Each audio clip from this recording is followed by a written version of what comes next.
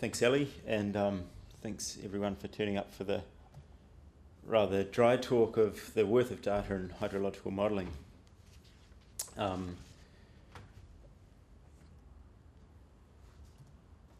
Today, this work backs off a huge effort by GNS and NIWA and most especially the Environment South and Field staff for a long time, many years, capturing discrete and continuous data which helps drive these environmental models that Christian Zammit from NIWA has been working on, and also Tess or Kath Moore, but specific to today, Tess Upton-Calder's work relating to data worth and groundwater modelling.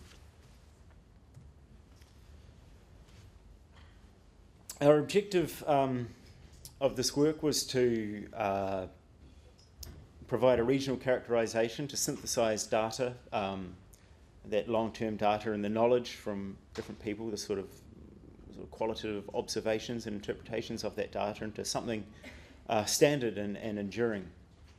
We wanted to be able to answer the questions of future land use and hydrological change and look at the cumulative effects of climate combining with increased land use pressure.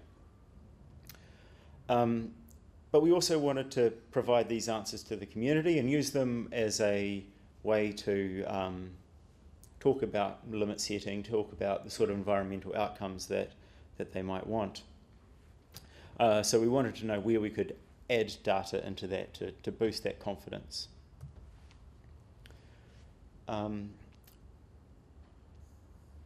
Overall, this work explains findings from two catchment studies, one in the Waimatuku and one in the Waimea section of the Mataura, so the mid-Mataura.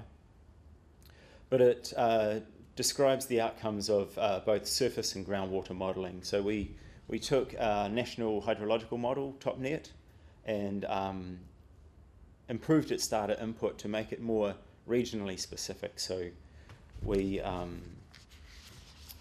improved the climate distribution that drives it, the rainfall quantity and distribution. We improved the stream network by improving the representation of topography to drive a new stream network. We included our regional soil, so rather than using a national soil map, we used the Topoclimate Soils SMAP from Landcare, our updated land cover, and recent QMAP geology. And we coupled these models to try and create that sort of integrated groundwater surface water interaction. Yeah, so there's the Waimea catchment in the mid-Mataura and the Waimatuku. The Waimea study is the direct result of the Smart Aquifer Management Program run by GNS, and the Waimatuku is a subset of the Fluxes and Flows program. And those results are from NIWA.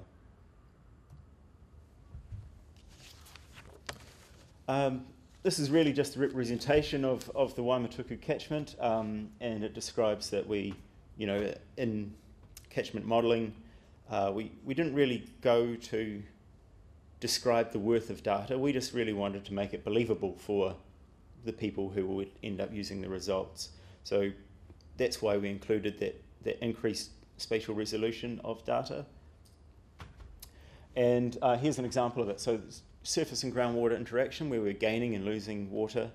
Might be a bit hard to see, but through neutral and gains and losses through the stream network in concert with measured groundwater levels.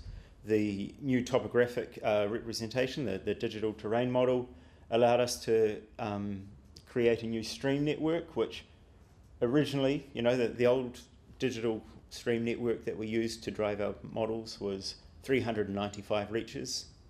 By improving the terrain representation, we were able to increase that tenfold to 3,700. So the sinuosity and the number of reaches allows us to better estimate the timing and flows of surface flows.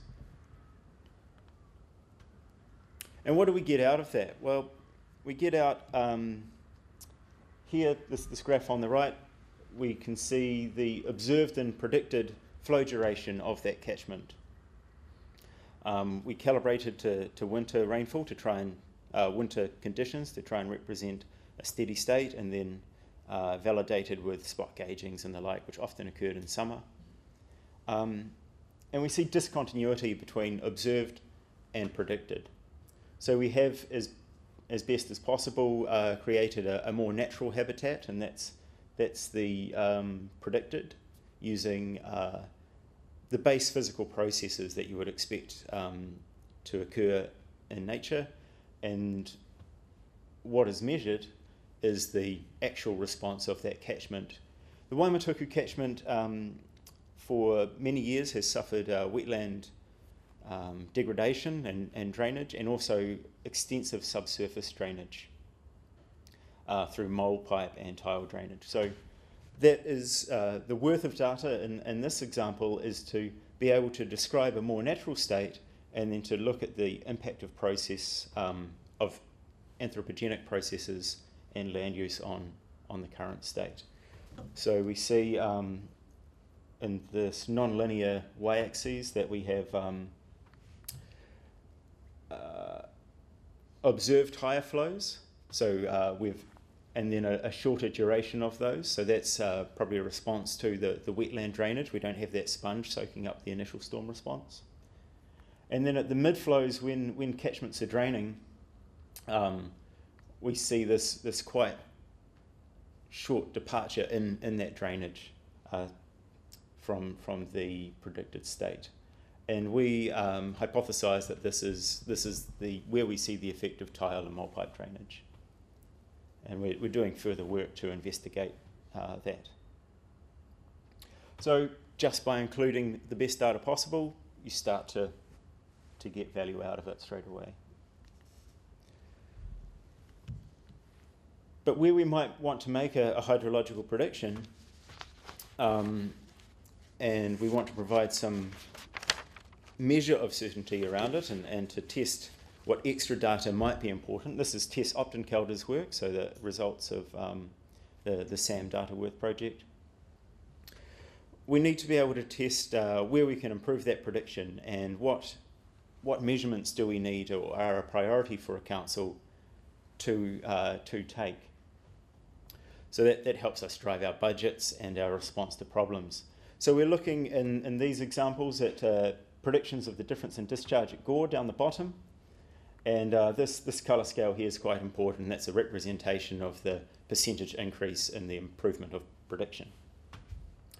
So by adding or subtracting data, we can see that we get a change in that reliability. By taking water away, it's not, by taking measurements away from that prediction, we don't change the prediction terribly much. But by adding data into that prediction, we see that we can really improve the reliability of the prediction. And in this instance, these bars over here, so an additional well can really improve the modelled discharge at Gore. With that, if it was delimited, and then also groundwater level. And the black dots describe where is the ideal place to place those measurements at current monitoring locations. So we get to see what analytes we can add to improve our prediction in the current network. But if we wanted to improve our current network, how much would we have to spend? And by way of how many sites would we have to put in? And how often would we have to measure them? These upper two maps here represent, again, the addition and subtraction of data points.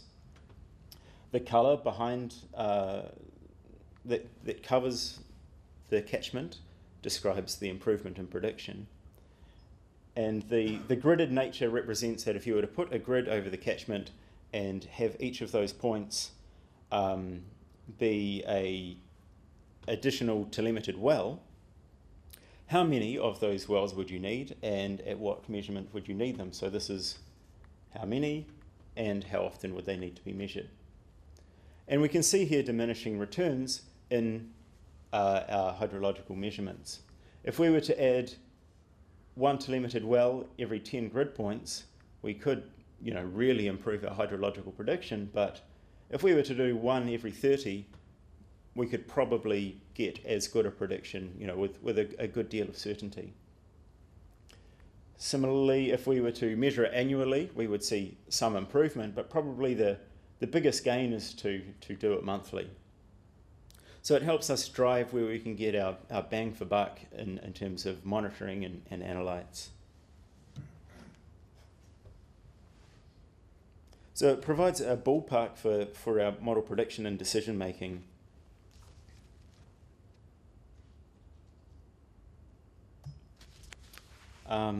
We have talked mainly about the difference in discharge, and a model is generally created to answer specific questions. So this talk has looked at the difference in discharge at Gore. But if you were to use that model to offer a prediction of reliability to a water user, reliability of supply, we might want to look at the difference in days that Gore is below its minimum flow value, so the Q95 flow statistic. We can see that the major pre and post model calibration parameter that would improve the model prediction is hydraulic conductivity here for the difference in discharge at Gore. But if we wanted to offer more certainty for the temporal period of how often that river might be below a minimum flow, we would want to include the hydrogeological parameters of specific storage and specific yield in the pre-calibration stage. So that's similar to the Waimatuku. Take as good a data as you have prior to calibration and you'll come up with a better result. Incidentally, the Waimatuku uncalibrated model with all of the suite of regional specific data, so the regional climate, soil, terrain, the uncalibrated version offered a better Nash Sutcliffe, so a estimate of the quality of model prediction than the previous national model that was calibrated.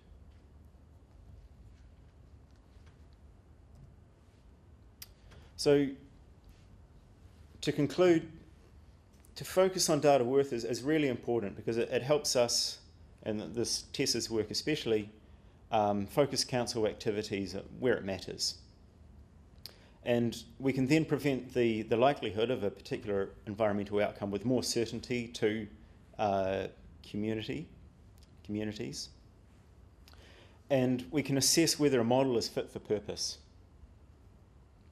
And then we can sort of start to drive Environment Southland's monitoring program on how to best meet those needs and also of the community and the predictions, but also where to specifically target environmental problems to perhaps cover both the point scale problem and the larger catchment effects. Yeah, so I'm happy to field any questions.